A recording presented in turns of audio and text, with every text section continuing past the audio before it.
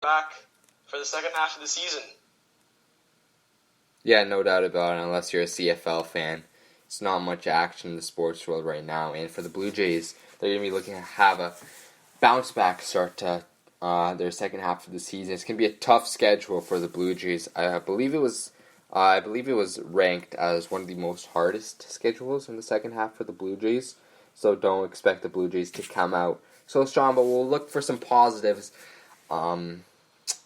Positives out of every game, and that's what we have to do in tough rebuild seasons like today. And then further on in this podcast, I want to discuss with Rob on some two players who I feel like could potentially break out in the second half of the season. But we'll wait on that for now, and we'll preview the All-Star game, what happened, and we'll first preview the first half of the season and what was so great about it and what was bad about it.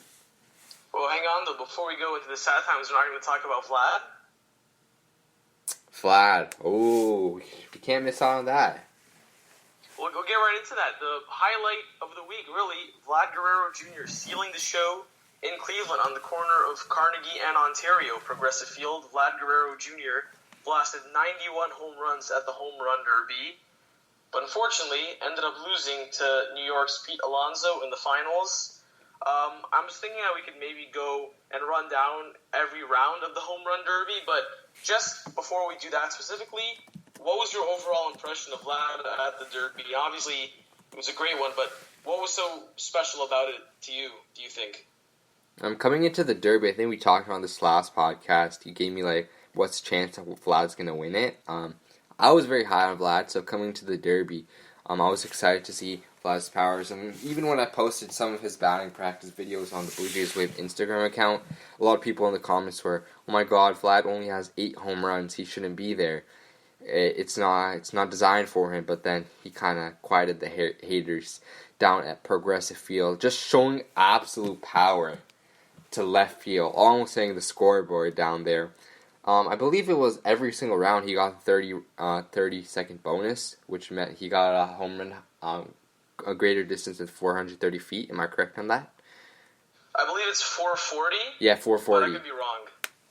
Yeah, but he just showed an amazing amount of power. I'm just proud of Vlad, to say the least. He just looked so composed out there and just showed his raw skill set of power. And a lot of people were surprised, and a lot of people came out of that Derby looking at Vlad as a different man. 100%, I agree with you all the way around. I think the main reason why this Derby was so special, it sort of introduced Vlad to the baseball world, and that's a big reason why he was there in the first place. I know we've mentioned this on the previous 2 pods, I believe, that it's not so much about Vlad deserving to be there based on his season totals, but it's mostly to make a show and introduce a guy who, is the number 1 prospect in all of baseball to the world. I think a lot of people consider his first half a little underwhelming, but nevertheless, they got to see him on the big stage on ESPN at the Home Run Derby, and he certainly didn't disappoint at all. And let's sort of transition right into the specifics of the Derby. He was matched up against Oakland's Matt Chapman in the first round, which was, I guess, a bit of a load-off considering that he was previously matched up against Christian Yelich, the home run leader in the MLB, but he was scratched late, so in comes Matt Chapman, and Vlad had the first swing. He hits 29 home runs in the first round, which erased Josh Hamilton's previous record of 28 that he set back in 2008, I believe, in Yankee Stadium. And he beat Chapman pretty easy, 29-13. And my initial reaction after that first round was, he's going to win the Derby. There's absolutely no other way. He was blasting balls to a rate that we literally have never seen before. 29 home runs, a new record. Was that sort of your initial reaction as well? That, hey, what appeared to be a hot take when we said that he was going to win, didn't look like much of a hot take at all after that first round. Yeah, to our credit though, Matt Chapman's dad was certainly not throwing the best BP. Might as well throw Edwin Jackson out there. Maybe he had a better chance. But yeah, it was certainly nice to see Vladdy go in there hot with, I believe, was it 30 or 29? Was it? It was 29. I think he just missed 30 on one of the second last pitches, but they officially ruled it at 29, which is one more than Hamilton had for the previous record. Yeah, but certainly an eye-opener. Certainly in the first round, first impression. national TV spotlight, Vladimir Guerrero Jr. just mashing balls, and just looking like a professional hitter out there. It was just very, very appealing for a baseball fan to watch. Yeah, absolutely, and it was really not much of a show. Chapman, I think I mentioned this, only had 13 in the first round, so it was pretty much Vladdy by a landslide, and I don't think anyone really believed Matt Chapman could do anything after the barrage that Vlad went on with 29, because it was never done before. It was a new record. But going to the second round, it was really a lot of the same, and pretty much the exact same round for Vlad. He had 29 going first against Jock Peterson of the Dodgers, and right after the 29 that he hit, which was more than enough in the first round, I think, okay, well, it's over. We're going to the finals. Vlad's going to the finals. There's no way Jock Peterson's going to do it, but luckily enough, Jock Peterson goes up, hits 29 home runs, just tying Vlad for the record, which was the record for the second round too, so Vlad had both records at that point, and he ended up hitting 29. I believe he hit 29 on the last pitch. I could be mistaken on that too, so they tied him, and then they went to the swing-offs, or pardon me, they went to the extra minute. They had a 1 minute where each could hit as many home runs as possible, basically the same Derby rules, but just 1 minute, no bonus. And then Vlad hits 8 in that round. And I think, okay, now it's safe. Now we're good. He hits 8 homers, but as usual, Jock Peterson comes right back, hits 8 as well, and that one hit on the last pitch as well. So once again, they tie him up. They go to 2 swing-offs, and fortunately, Vlad was able to one-up Jock Peterson in the second swing-off by hitting a grand total of 40 to Jock Peterson's 39, which moved Vlad to the finals. And I gotta tell you, I was really nervous at that point. Like, it was legitimately fun to watch Vlad go at it with Jock Peterson. Like, were you nervous at all, or were you just sort of soaking in the moment? Coming into the Derby, I was kind of underrating Jock Peterson, but seeing him in the first round, it came to my attention, oh damn, Jock Peterson is a powerful hitter. And when Vladdy went up to face Jock, I'm like, it's not going to be such an easy round, but once he got into the groove, Guerrero just started pumping out home runs just as he did in the first round, and in my head I was like, oh, it's going to be tough for Jock to beat him, and it certainly wasn't that tough. As they went to the tiebreaker, I believe he got 40 in total, 2 in the bonus period, 7 in the swing-off, 1 in the second tiebreaker, and 2 in the third tiebreaker. So for Vladdy... It was 8 in the second, 8 in the minute. 8 in the minute. Alright, yeah, my bad. And his longest home run was actually 488 feet, so he actually went close to 500 feet. So Jock actually put up a valiant effort against the long odds, but it was certainly nice to see a nice competition. Had us at the edge of our seat for sure. Yeah, and Jock Peterson, I believe he'd already done Derby before. I can't remember what year exactly, but I definitely... 15 or 16? It was one of those years for sure, but I definitely remember him doing it. I watched the Derby every year, so... Yeah. And he was pretty impressive in that Derby as well, so... Yeah, he was matched up, I believe, with Todd Frazier. The one with Todd Frazier. That was back in 2015 then. Yeah. Yeah, because I think Frazier beat Donaldson in the second round. Yeah. I think, yeah, and then he ended up losing. But yeah, anyway, that was a lot of fun, and it was holding to the edge of the seat, and I was really breathing hard at that point because I really wanted Vlad to win this. I really thought that he was the best hitter out of everyone, and I thought that he had the best chance to win at that point. But fortunately, Vlad ended up going to the finals, and then unfortunately lost to the finals. He had 22 home runs in the final round. Certainly a huge drop-off from 29 in the previous 2 rounds. He was just tired at that point.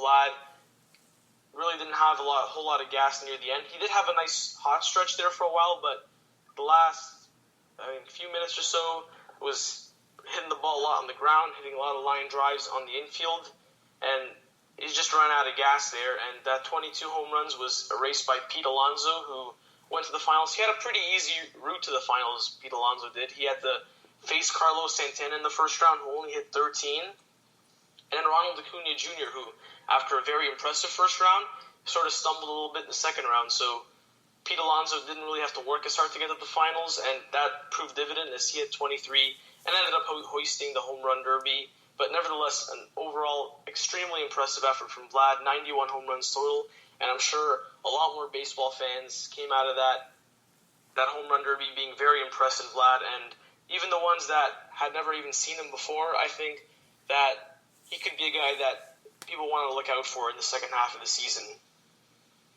Yeah, no doubt about it. A lot of people, especially I believe Yankee fans, and most of MLB fans are just against Vladdy on how MLB keeps posting him all the time. But Vladdy is a generational talent, and he deserves to be posted, and I believe he's going to have a very strong second half of the season.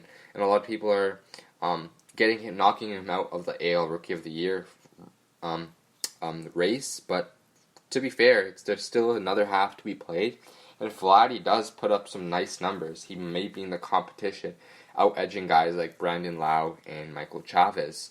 So even John Means of the Baltimore Orioles, but they certainly I don't think they really give to pitchers as opposed to hitters, but yeah, in the final round, Guerrero fatigue appeared to be catching up to him as he took his first time out just 68 seconds into the final round. So by the end, he was just sweating and gasping. And he only had 22, plus 2 in the bonus round, and his longest was 463. And then Pete Alonso came in there working faster just rather than anybody else, and he just hit the go-ahead home run with 20 seconds to spare. So for Pete Alonso, certainly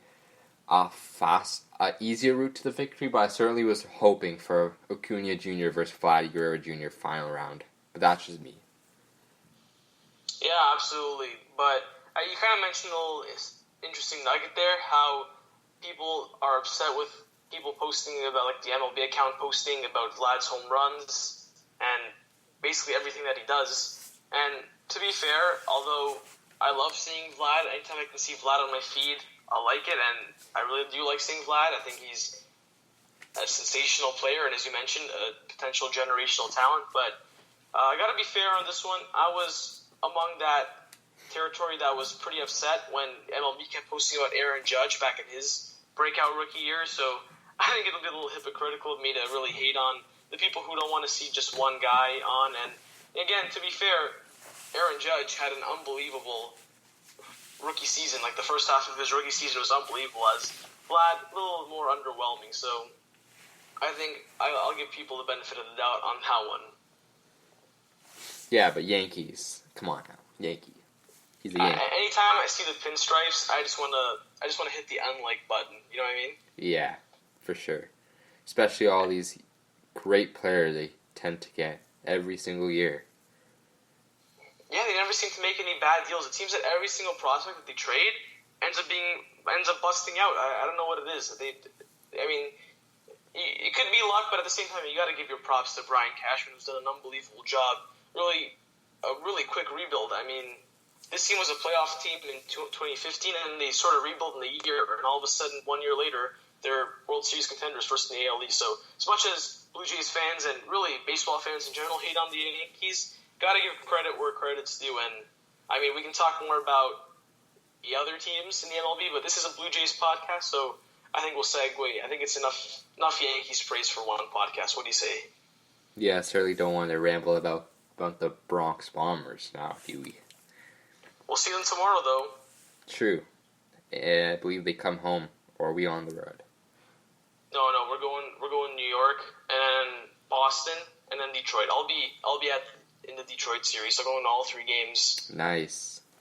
Yeah, so maybe I can bring on some nuggets about that series a few podcasts from now, but we'll have to see. Yeah, for sure. Alright, so anyway, now, what, you want to talk about the All-Star game, or, no Blue Jays really participated. Should we just skip over, or anything you want to say about that? Yeah, we can skip over it. I kind of want to talk about Blue Jays-related stuff. It's a Blue Jays podcast. Yeah, bottom line is, no Blue Jays really had much of an impact. AL won, as usual, and that's pretty much it. Alright, moving over. All-Star break means the end of the inaugural first half of the season, and it could also mean an opportunity for teams to come out stronger in the second half of the season, teams that haven't been playing as well, and teams that have been playing really well to extend their playoff leads or get right back into the playoff picture or what have you. the Blue Jays, unfortunately, aren't one of those teams. They're one of the teams that, at this point in time, the season's already been over. We know that the result of the season, it was pretty obvious